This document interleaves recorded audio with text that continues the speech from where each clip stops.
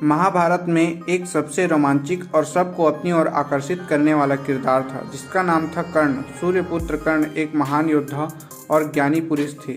आज से लगभग 2 दशक पहले महाभारत लिखी गई, तब से अब तक उसकी बात होती है तो ज़्यादातर लोग पांडव और कौरव में से अर्जुन, दुर्योधन, दुशासन की बात करते हैं। बहुत कम लोग कर्ण के बारे में बात करते हैं और कम लोग ही जानते हैं इनके जीवन के बारे में।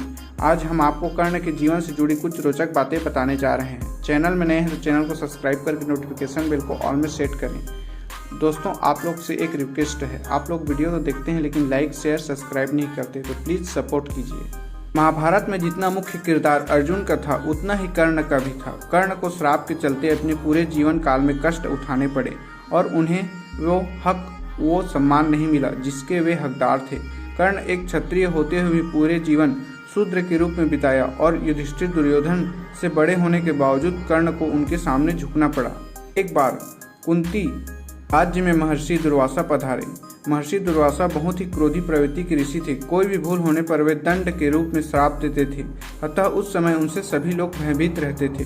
कुंती राजकुमारी बहुत ही शांत, सरल और विनम्र स्वभाव की थी। अपने राज्य में महर्षि दुर्वासा की आगमन का समाचार सुनकर राजकुमारी कुंती ने उनके स्वागत, सत्कार और सेवा का निश्चय किया और मन, वचन और कर्म से इस कार्य में जुट गई। महर्षि दुर्वासा ने लंबे समय कुंती राज्य में व्यतीत किया और जितने समय तक वहां रही राजकुमारी कुंती उनकी सेवा में बहुत प्रस्तुत रही। उनकी सेवा भाव से महर्षि दुर्वासा प्रसन्न हुए और उन्होंने राजकुमारी कुंती को वरदान स्वरूप एक मंत्र दिया और कहा कि वे जिस भी देवता का नाम लेकर इस मंत्र का जाप करेगी उन्हें पुत्र की प्राप्ति होगी और उस पुत्र में उस देवता के गुण विद्यमान होंगे। इसके बाद महर्षि दुर्वासा कुंती राज्य से प्रस्थान कर गए। पुराणों के अनुसार महर्षि दुर्वासा के पास भविष्य देखने की शक्ति थी और वे ये जान गए थे कि राजकुमारी कुंती का विवाह कुरुकुल के महाराज पांडु से होगा और एक ऋषि से मिले श्राप के कारण वे कभी पिता नहीं बन पाएंगे। इसी भविष्य की घटना को ध्यान में रखते हुए महर्षि दुर्वासा ने राजकुमारी कुंती को इस प्रकार का मंत्रोच्चारण द्वारा पुत्र प्राप्ति वरदान दिया ताकि कुरुकुल को उसका उत्तराधिकारी दे सके। इस समय महर्षि दुर्वासा ने राजकुमारी कुंती को यह वरदान दिया। उस समय उनकी आयु अधिक नहीं थी, इस कारण वे इतनी समझदार भी नहीं थी, अतः उन्होंने महर्षि दुर्वासा द्वारा प्राप्त वरदान का परीक्षण करना चाहा और उन्होंने भगवान सूर्य का नाम लेकर मंत्र उच्चारण प्रारंभ किया और कुछ ही क्षणों में एक बालक राजकुमारी कुंती की गोद में प्रकट हो गया। और जैसे ही ऋषिवर ने वरदान दिया था कि इस प्रकार जन्म लेने वाला पुत्र उस देवता के गुण होंगे, यह बालक भगवान सूर्य के समान तेज लेकर उत्पन्न हुआ। इस प्रकार बालक कर्ण का जन्म हुआ। इस प्रकार कर्ण की माता कुंती और पिता भगवान सूर्य थे। जिस समय कर्ण का जन्म हुआ उस समय राजकुमारी कुंती अविवाहित थी और बिना विवाह के पुत्र होने के कारण वे राज्य में अपनी और अपने पिता, अपने परिवार और राज्य की प्रतिष्ठा और सम्मान के प्रति चिंतित हो गई और भगवान शिव से इस प्रकार उत्पन्न हुए पुत्र को वापस लेने की प्रार्थना करने लगी। साथ ही वे अपने कौमार्य के प्रति भी चिंतित थी।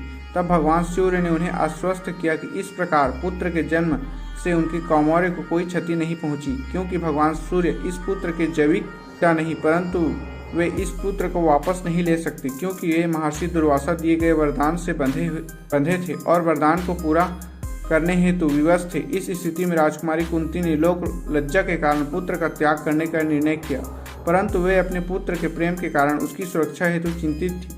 इस कारण उन्होंने भगवान सूर्य से अपने पुत्र की रक्षा के लिए प्रार्थना की। तब भगवान सूर्य ने अपनी पुत्र की सुरक्षा के लिए उसके शरीर पर अमेक कवच और कानों में कुंडल प्रदान किए, जो इस बालक के शरीर का ही हिस्सा। इन्हें कुंडल के कारण इस बालक का नाम कर्ण रखा गया। अपने पुत्र कर्ण की सुरक्षा के प्रति अस्वस्थ हो गई। तब उन्होंने बड़े दुख के साथ इस प्रकार जन्मे अपने नवजात बालक को एक टोकरी में रखकर गंगा नदी में बहा दिया। इस प्रकार बहते बहते यह हस्तिनापुर नगरी पहुंच गया और इस प्रकार अधिरथ नामक एक व्यक्ति ने नदी में टोकरी में बहकर आता हुआ बालक दिखाई दिया और इस व्यक्ति ने बालक को अपने पुत्र के समान अपनाया। यह व्यक्ति हस्तिनापुर के महाराज धृतराष्ट्र का सारथी था। अधिरथ और उनकी पत्नी राधा ने बड़े स्नेह के साथ इस बालक को अपनाया और अपने पुत्र के रूप में इस बालक का पालन पोषण किया और इस प्रकार बालक कर्ण माता पिता प्राप्त हुए और जन्म लेते ही उन्होंने इस संघर्ष का सामना किया। कर्ण अंग देश के राजा थे, इस कारण उन्हें अंगराज के नाम से भी जाना जाता है। आज जिसे भागलपुर और मुगाह कहा जाता है, महाभारत काल में वह अंग राज्य हुआ करता था। कर्ण बहुत ही महान योद्धा थे, जिसकी वीरता का गुणगान स्वयं भगवान श्री कृष्ण और पितामह भीष्म ने भी कई बार किया है। कर्ण ही एकलौते ऐसे योद्धा थे जिनमें परम वीर पांडु पुत्र अर्जुन को हराने का पराक्रम था। अगर यह कहा जाए कि वे अर्जुन से बढ़कर योद्धा थे तो यह गलत नहीं होगा, क्योंकि इतनी शक्ति होते हुए भी अर्जुन को कर्ण का वध करते समय अनीति का प्रयोग करना पड़ा। अर्जुन ने कर्ण का वध उस समय किया जब कर्ण के रथ का पहिया भूमि पर धंस गया था और वह उसे निकाल रहे थे और उस समय निहत्थे थे। कर्ण धनुर्विद्या का ज्ञान पाना चाहते थे, जिसके लिए वे द्रोणाचार्य के पास गए, लेकिन गुरु द्रोणाचार्य ने सिर्फ क्षत्रिय राजकुमारों को इसकी शिक्षा देते थे। उन्होंने कर्ण को शूद्र पुत्र कहकर बेइज्जत करके मना कर दिया, जिसके बाद कर्ण ने निश्चय किया कि इससे अधिक ज्ञानी बनेंगे, जिसके लिए वे उनके ही गुरु शिव भक्त परशुराम जी के पास गए। परशुराम सिर्फ ब्राह्मण को शिक्षा देते थे, कहीं परशुराम मना न कर दें ये सोचकर कर्ण ने उनको झूठ बोल दिया कि वह ब्राह्मण है। परशुराम ने उन्हें बहुत गहन शिक्षा दी, जिसके बाद कर्ण को अपने बराबर का ज्ञान बोलने लगे। एक दिन जब कर्ण की शिक्षा समाप्त होने वाली थी, तब उसने अपने गुरु से आग्रह किया कि वे उसकी गोद में लेटकर आराम कर लें। तभी एक बिच्छू आकर कर्ण को पैर में काटने लगा। कर्ण हिला नहीं, क्योंकि उसे लगा अगर वे हिलेगा तो गुरु उठ जाएंगे। जब परशुराम उठे तब उन्होंने देखा कि पैर खून से लथपथ था। तब उन्होंने उसे बोला कि इतना दर्द एक ब्राह्मण कभी नहीं सकता, तुम निश्चय ही एक क्षत्रिय हो।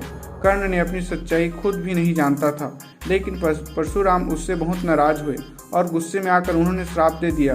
उनके द्वारा दिए गए ज्ञान की सबसे ज़्यादा जरूरत होगी तब वह सब भूल जाएगा।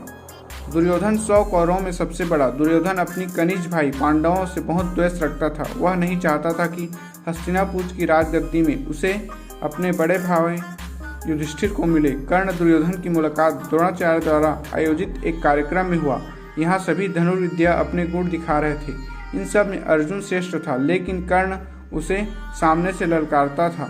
तब वे उसका नाम जाति पूछते, क्योंकि राजकुमार सिर्फ क्षत्रिय से ही लड़ते हैं। कर्ण जब बोलता है कि वह एक शूद्र पुत्र है, तब सभी उसका मजाक उड़ाते हैं। भीम उसे बेइज्जत करता है। ये बात कर्ण को अंदर तक आहत करती है और यही वजह बनती है कर्ण की अर्जुन के खिलाफ खड़े होने की। दुर्योधन ये देख मौके का फायदा उठाता है। उसे पता था कि अर्जुन के आगे कोई नहीं खड़ा हो सकता। तब वो कर्ण को आगे आकर मौका देते हैं और उसे अंग देश का राजा बना देते हैं, जिससे वह अर्जुन के साथ युद्ध करने के योग्य हो जाता है। कर्ण इस बात से दुर्योधन का धन्यवाद करता है और उससे पूछता है कि वह इस बात का ऋण चुकाने के लिए क्या कर सकता है। तब दुर्योधन उसे बोलता है कि जीवन भर उसकी दोस्ती चाहता है। इसके बाद दोनों पक्के दोस्त हो जाते हैं। दुर्योधन कर्ण पर बहुत विश्वास करते थे। उन्हें उन पर खुद से भी ज़्यादा भरोसा था। इनकी दोस्ती होने के बाद दोनों अधिकतर समय साथ में गुजारते थे। एक बार दोनों शाम के समय तोमर का गेम खेल रहे थे, तभी दुर्योधन वहां से चले गए। तब उनकी पत्नी भानुमति वहां से गुजरी और अपने पति की जगह वह खेलने बैठ गई, जिसकी बारी है। इस बात को लेकर दोनों के बीच झगड़ा हुआ। तब कर्ण भानुमति से पासा छीनने लगता है। इसी बीच भानुमति की माला टूट जाती है और मोती सब जगह फैल जाते हैं। उसके पकड़े कपड़े भी अव्यवस्थित हो जाते हैं। तभी दुर्योधन वहां आ जाता है और दोनों को इस हाल में देखता है। दुर्योधन कर्ण से पूछता है कि किस बात पर तुम लोग लड़ रहे हो। जब उसे कारण पता चलता है तो वह बहुत हंसता है। इसके बाद भानुमति दुर्योधन से पूछती है, आपने मुझ पर शक क्यों नहीं किया। तब दुर्योधन बोलता है, रिश्ते में शक की कोई गुंजाइश नहीं होती। अगर शक आ जाए तो रिश्ता खत्म होने लगता है। मुझे कर्ण पर पूरा विश्वास है कि वे कभी मेरे विश्वास को नहीं तोड़ेगा। हिंदू धर्म ग्रंथ में अपनी दानी स्वभाव के कारण 3 लोग बहुत ख्याति प्राप्त किए हैं। राक्षसों के राजा बलि, राजा हरिश्चंद्र और कर्ण। इनका नाम सदैव दूसरों की मदद करने में, साहस में, अपनी दानवीरता में, निस्वार्थ भाव के लिए, अपने पराक्रम के लिए लिया जाता है। अर्जुन एक बार कृष्ण से पूछते हैं, क्या आप युधिष्ठिर को धर्मराज और कर्ण को दानवीर कहते हैं। तब इस बात का जवाब देने के लिए कृष्ण अर्जुन के साथ ब्राह्मण रूप में दोनों के पास जाते हैं। पहले युधिष्ठिर के पास जाते हैं और जलाने के लिए सूखी चंदन लकड़ी मारते हैं। उस समय बहुत बारिश हो रही थी। युधिष्ठिर ने अपने आसपास सब जगह बहुत ढूंढता है, लेकिन कोई उसे सूखी लकड़ी नहीं मिलती। इसके बाद वे उन दोनों से माफ़ी मांगकर खाली हाथ विदा करता है। इसके बाद वे कर्ण के पास जाते हैं और वह चीज़ मांगते हैं। कर्ण भी सभी जगह सूखी चंदन तलाशता है, लेकिन उसे भी नहीं मिलती। कर्ण अपने घर से ब्राह्मण को खाली हाथ नहीं जाने देना चाहता था। वह अपने धनुष से चंदन की लकड़ी का बाण दरवाजा तोड़ देता है और उन्हें इस बात का पता था कि कर्ण बहुत दानवीर थे। महाबली कर्ण ने वैसे तो अनेक दान किए, परंतु उनके जीवन दो महत्वपूर्ण दानों का वर्णन निम्न अनुसार है। पुराणों के अनुसार कर्ण प्रतिदिन अपने पास आए याचकों को मनचाहा दान देते थे। ये उनकी दिनचर्या में शामिल था।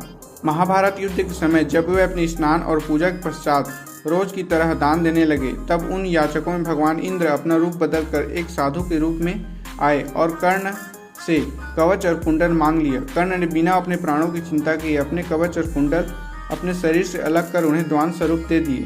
कर्ण ने अपनी और पांडु पुत्रों की माता महारानी कुंती को भी अभय दान दिया था, अर्थात उन्होंने महारानी कुंती को दान स्वरूप वचन दिया था कि वह हमेशा 5 पुत्रों की माता बने रहेगी।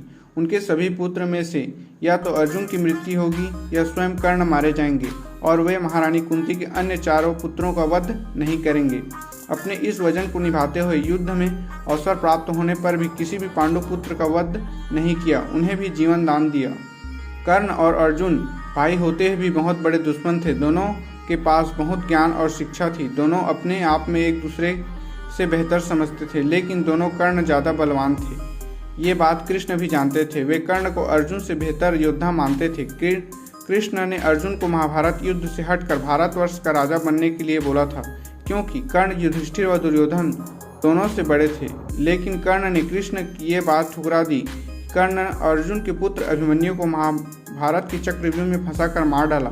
इस बात से कृष्ण और पांडव दोनों आक्रोशित हुए। कर्ण को खुद भी इस बात का बहुत दुख हुआ, क्योंकि वे जानते थे कि अभिमन्यु उनके भाई का बेटा है। जब कर्ण अर्जुन युद्ध हुआ, तब कृष्ण और इंद्र दोनों ने अर्जुन की मदद की। युद्ध के समय कर्ण परशुराम द्वारा दी गई महान विद्याओं को याद करते हैं, लेकिन परशुराम के श्राप के चलते वह सब भूल जाते हैं।